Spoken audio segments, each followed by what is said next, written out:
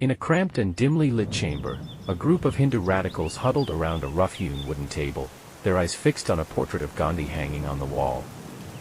The tense silence was broken by a young voice, tinged with resolve. If you continue to waver, then let me take the lead. Days later, at a bustling gathering, the leader of India at the time, Mr. Gandhi, was warmly greeting his followers and supporters. The crowd erupted into enthusiastic cheers, hailing Gandhi's title as a sign of their love and respect. Mr. Gandhi, clad in a simple white robe and wearing a pristine white cap, radiated a smile and a tranquil demeanor that calmed the surrounding throng. Suddenly, a young man in a uniform adorned with the Indian flag's pattern pushed his way through the crowd. He extended his hand as if to pay his respects to Gandhi, but then, sharp gunshots pierced the festive air.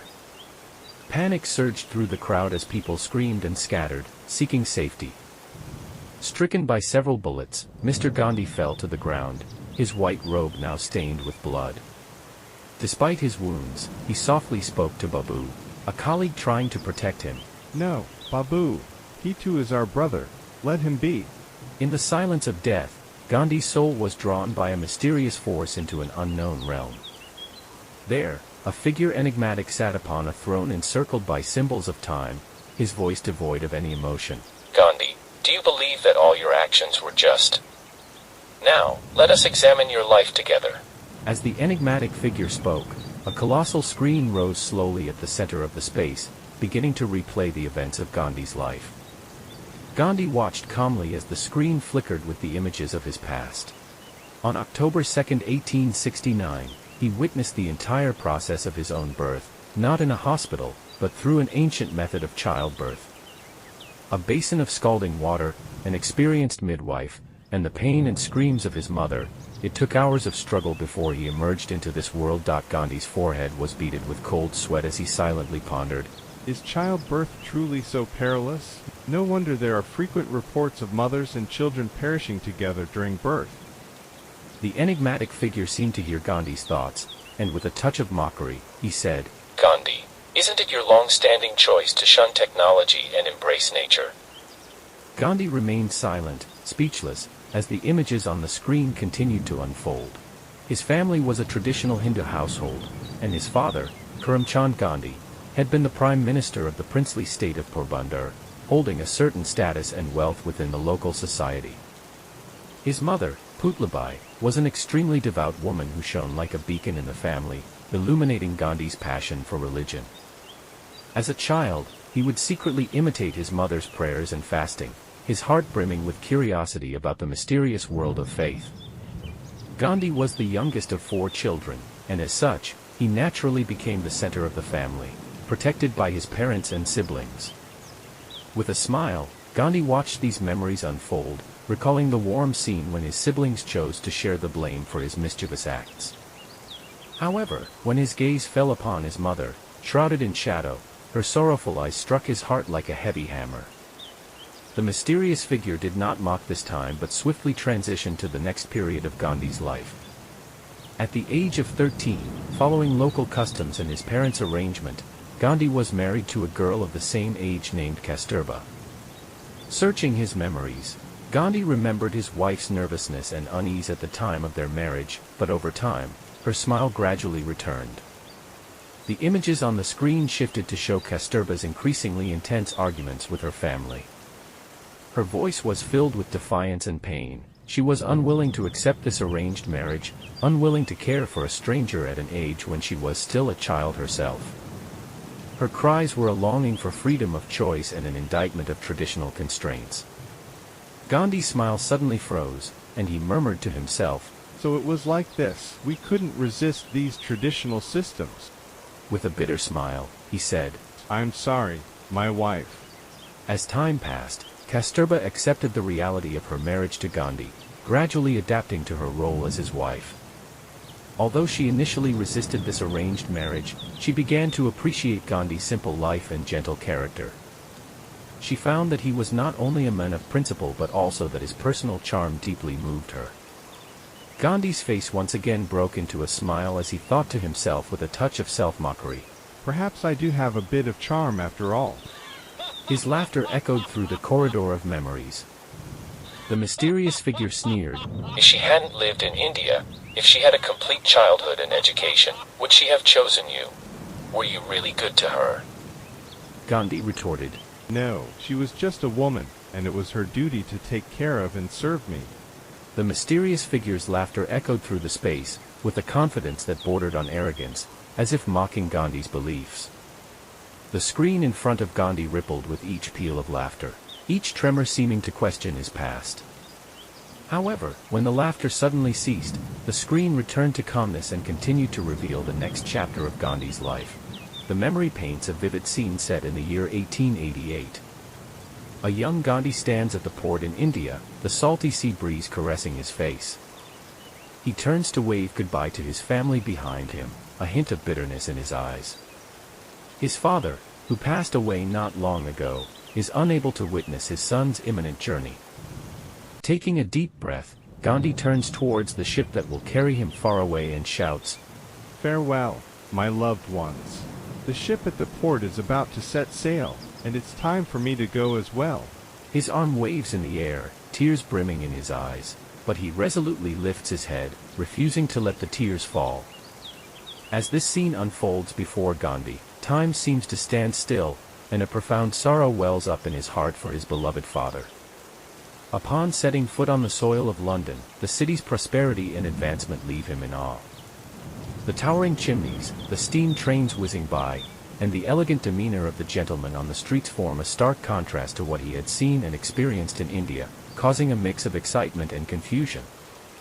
He begins to emulate the lifestyle of the British gentry, from his attire to his eating habits, and even succumbs to the temptation of meat under the influence of some delinquent youths. He picks up the bad habit of smoking. The allure of the new leads to a temporary loss of his faith, and the wavering of his beliefs even brings him to the brink of suicide. Just as Gandhi's spirit is almost shrouded in fog, a letter from India, penned by Kasturba, arrives like a ray of sunlight breaking through the clouds, gently dispelling the gloom in his heart. In the letter, Kasturba tenderly describes the family's current situation and her deep longing for Gandhi. As he reads the letter, tears silently roll down his cheeks, and he decides to abandon the vices that have been sapping his will, vowing to find himself again. He looks up at the moon hanging high in the sky, and this gaze lasts for several hours. Because of this, he renounces his blind imitation of Western civilization, gives up meat, and becomes a vegetarian, quitting smoking, alcohol, and lust.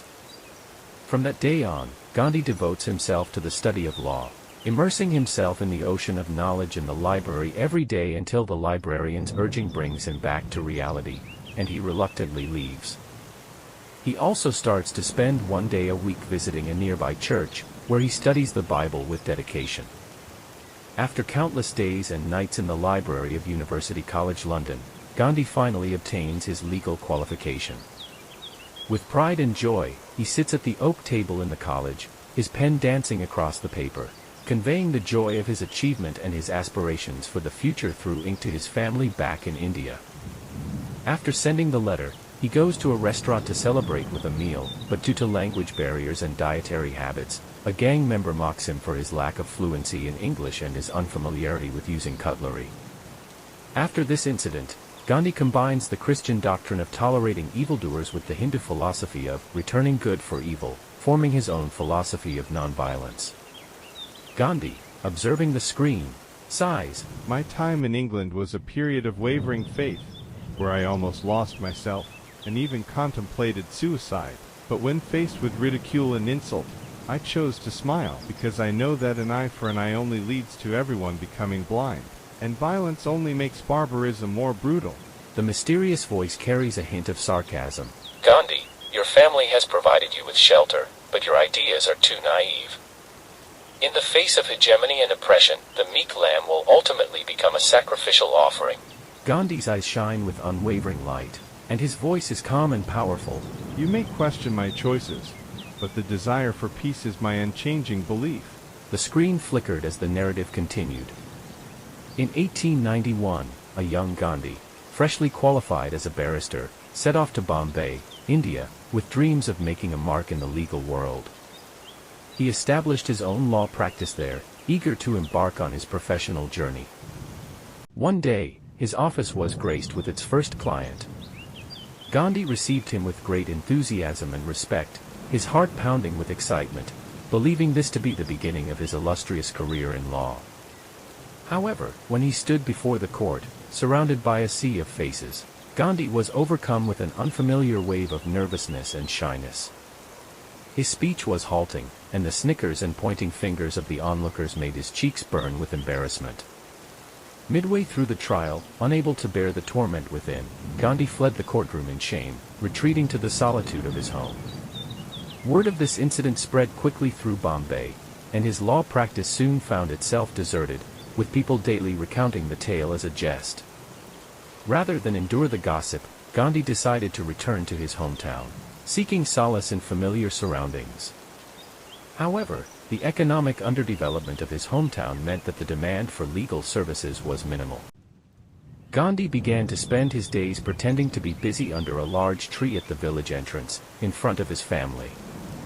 Reflecting on these memories, Gandhi recalled those lonely days with a smile, saying, "Yes, that was my most humiliating moment in my youth. The introverted nature I had cultivated since childhood became the cause of my first failure as a lawyer." Fortunately, at the age of 24, Gandhi was hired by an Indian trading company in South Africa to handle their legal affairs. Initially skeptical, Gandhi was shocked by the entrenched racial discrimination he encountered upon his arrival. Despite having purchased a first-class ticket for the train to Pietermaritzburg, he was ejected from the compartment due to the color of his skin. After successfully representing the Indian merchant, Gandhi decided to stay in South Africa, appalled by the pervasive system of racial segregation. He resolved to fight for the rights of the local Indian community and registered as a barrister at the Natal Supreme Court.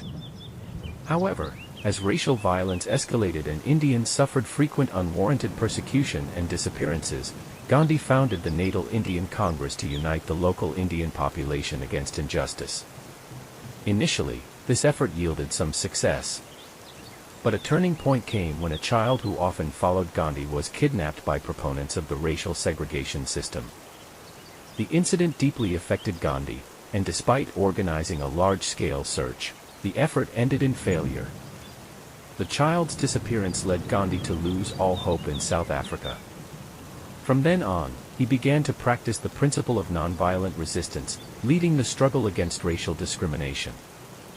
Through nonviolent resistance, Gandhi engaged in a series of struggles and negotiations with the South African government, achieving some significant victories, such as the abolition of the poll tax imposed on Indians. Then, the Boer War broke out. Although the British forces suppressed the Boers on the battlefield, the guerrilla tactics of the latter inflicted heavy losses on the British. Seeing an opportunity, Gandhi organized an Indian volunteer corps to provide medical services to the British troops, hoping to win their favor and, by extension, support for Indian rights. However, the British government paid little heed to Gandhi's efforts, showing a cold indifference to the interests of their Indian colony. The British government's apathy and failure left Gandhi deeply disappointed. Recalling this period in the memory images, Gandhi was deeply moved by his life in South Africa, where he learned how to resist violence. And when he saw the actions of the British government at that time, he said with anger and disappointment, "At that time, I hoped to win their support by helping the British, but they treated me like a dog." The mysterious figure remained silent as the screen continued to display the images. After returning to India, Gandhi embarked on a profound journey, traversing every corner of the country to observe and compare the lives of its people with those in South Africa.